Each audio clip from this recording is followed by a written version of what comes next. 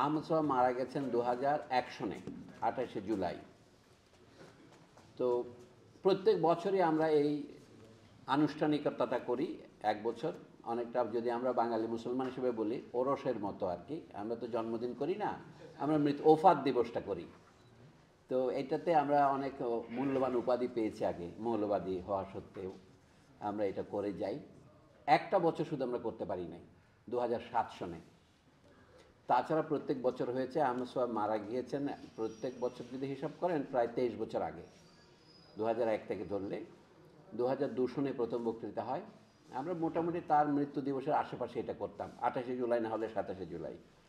তো এই বছরও সেইটাই নির্ধারিত হয়েছিল 2024-এ, কিন্তু তখন আপনারা জানেন ছাত্রদের শাহাদাত বরণের সেই মানে প্রচণ্ড ভয়ের মধ্যে এই অনুষ্ঠান করা তো সম্ভবই ছিল না, বিশ্ববিদ্যালয় বন্ধ ছিল।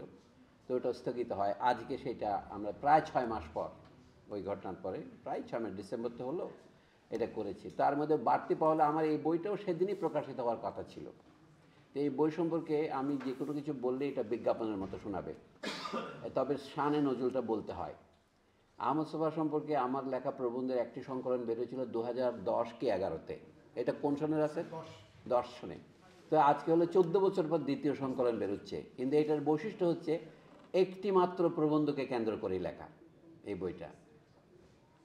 বিশ্ববিদ্যালয়ের শিক্ষকদের চাকরি বলে যেটা আমরা মনে করি, সেটা হচ্ছে অন্য বড় বড় লেখকদের লেখার উপরে টিকা এবং টিপ্পনী লেখা। এটাকে টিকা টিপ্পণীমূলক প্রবন্ধে বলা যায়। তবে এটার অনেক কাহিনী আছে, সেটা আপনার পড়লেই বুঝবেন। আমার কাছে এই বইটা দু কারণে গুরুত্বপূর্ণ। এটা যে প্রবন্ধগুলো আছে, 2-3টা প্রবন্ধ আছে, তাছাড়া আহমদ সোহাব যে সমস্ত প্রবন্ধ হারিয়ে গিয়েছিল সেটা এখন পুনরুদ্ধার করেছি। এটা বলি একটু করেই।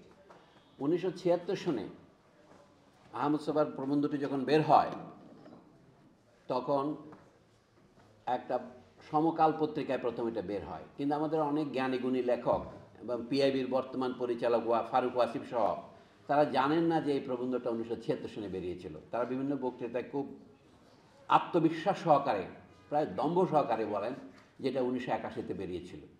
আসলে 1981-তে বই আকারে বের হয়, মূল প্রবন্ধটা কিন্তু তার 5 বছর আগেই বের হয়। বইটা কেন, কখন, কীভাবে ব্যবহৃত হয়, লিখিত হয়, সেটা এখানে উল্লেখ আছে। এই বইতে পড়লে আপনারা সেই তথ্য কিছুটা জানবেন। তো বের হওয়ার পর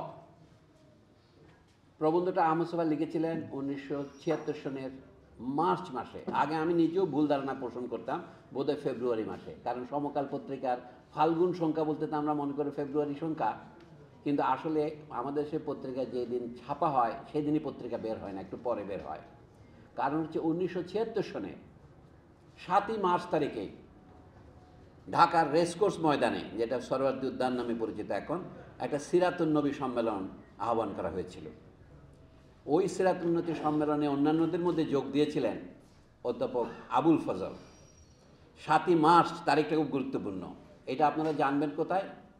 মাহবুবুল্লাহ নামক বিখ্যাত অধ্যাপকের যে একটা আত্মকথা বেরিয়েছে, আমার জীবন আমার সংগ্রাম, সেই বইতে এই কাহিনীটা আদ্যপান্ত লেখা আছে।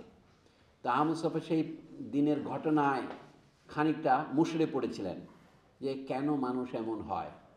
আবুল ফজল সাহেবের আগের কালের কাহিনী এবং তার সিরাতুন নবী সম্মেলনের উদ্বোধনে যোগ দেওয়া আহমদ সোহাবের চোখে একটা প্রশ্ন আকারে দেখা দিয়েছিল। সেই প্রশ্নের জবাবেই তিনি এই প্রবন্ধটা লিখেছিলেন।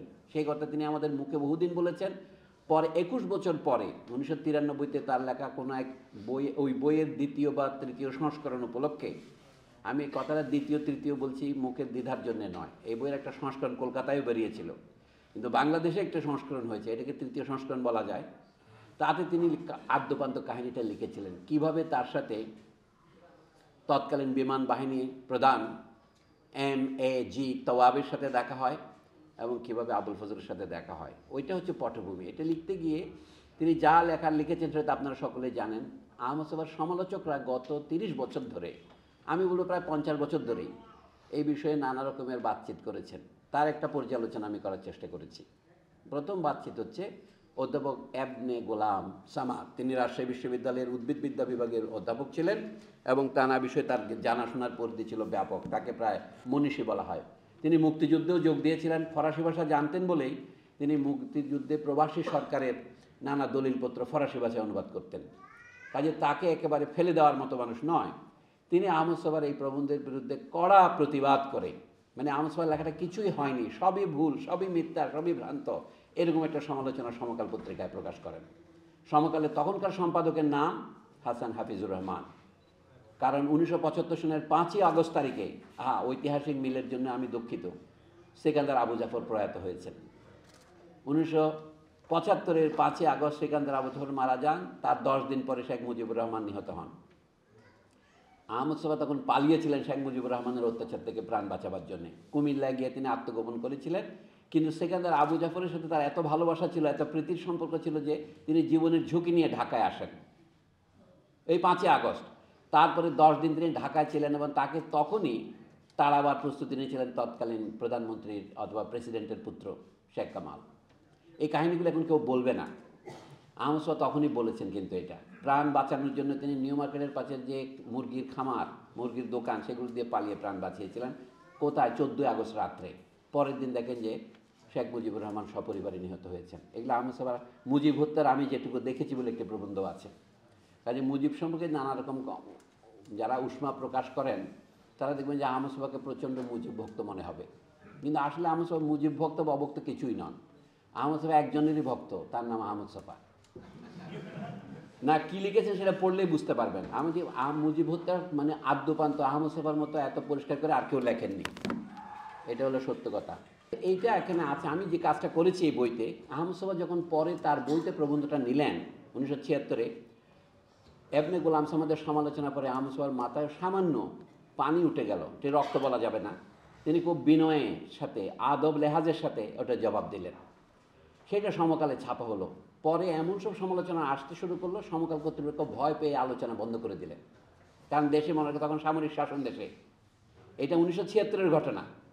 76-এর মার্চ মাসে ওই লেখা ছাপা হয়েছে, মানে বৈশাখ সংখ্যায় বেরিয়েছে এবনে গোলাম সামাদের আলোচনা, জ্যৈষ্ঠ সংখ্যায় আহমদ সোফার জবাব। তারপরে সমকাল কর্তৃপক্ষ হঠাৎ ঘোষণা করলেন এই বিষয়ে আর কোনো বাদ প্রতিবাদ ছাপা হবে না। সেটা বহুদিন পরে আমাদের তরুণ বন্ধুরা এটা উদ্ধার করেছেন।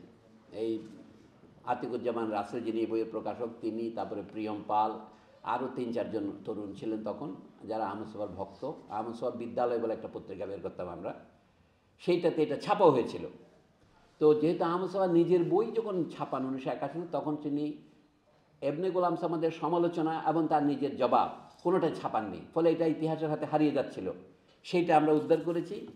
এইটা এই বইতে পরিশিষ্ট বলা, যেটাকে আমরা নাম দিয়েছে সংবর্ধনা, তাতে এটা ছাপা আছে। এটা যারা দেখতে পারেন। এরপর আহমদ সোফার অন্যান্য সমালোচক যারা আছেন, এটা হচ্ছে আমার দাবি, থিসিস বলতে পারেন, এবনে গোলাম সামাদের সমালোচনার বাইরে নতুন কোনো সমালোচনা আর কেউ করতে পারেননি, ওইটারই পুনরাবৃত্তি করেছেন।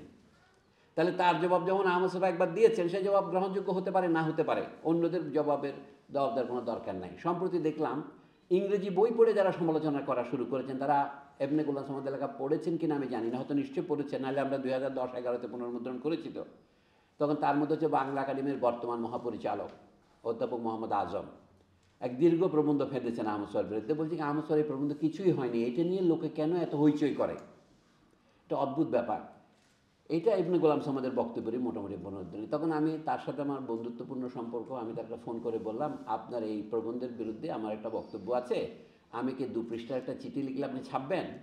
সে বলে 2 পৃষ্ঠা নয়, আপনি 64 পৃষ্ঠা লেখেন। তা আমি 64 পৃষ্ঠা লিখেছি, এটা ছাপা হয়েছিল। সেটা হচ্ছে এখানে অতিলৌকিকতার ভূত নামে এখানে আছে। তো এইটা লেখার পর আমার হঠাৎ মনে হলো যে আমার প্রবন্ধটা দেখলাম আগা আছে, তো গোড়া নাই। সৈয়দ ওয়ালিউল্লাহ লাল সালুর মতো এ ট্রি উইদাউট রুটস। তখন রুট দেওয়ার জন্য আমি আরেকটা প্রবন্ধ লিখতে নৈতিকভাবে বাধ্য হলাম, ওটার নাম হচ্ছে আমরি আহমদ সোফা। তো আমরি আহমদ সোফা লিখলাম কেন, নামটা পেলাম কোথায়? আহমদ সোফা যে সমস্ত পরামর্শ আমাদের দিয়েছেন তার মধ্যে দিয়ে কোথাও কোথাও বিরাট বিরাট একটা ফাঁক ফোকর আছে। আমি সেই বিখ্যাত গানটা যেটা আমরা সকলে গাইতাম, এখনও গাই, মোদের গরব মোদের আশা আমরি বাংলা ভাষা, সেখান থেকে এটা যারা ইংরেজি বলে প্যারাফ্রেজ করলাম, বাংলা ভাষার জায়গায় আহমদ সোফার নাম লিখলাম। তখন ওই গানটা পড়তে গিয়ে আমি দেখলাম আমার তীক্ষ্ণ দৃষ্টিতে আহমদ সোফা বাঙালি মুসলমানদের উপদেশ দিয়েছেন, এই যে তোমরা বাঙালি হিন্দুদের অনুসরণ করো নাই কেন,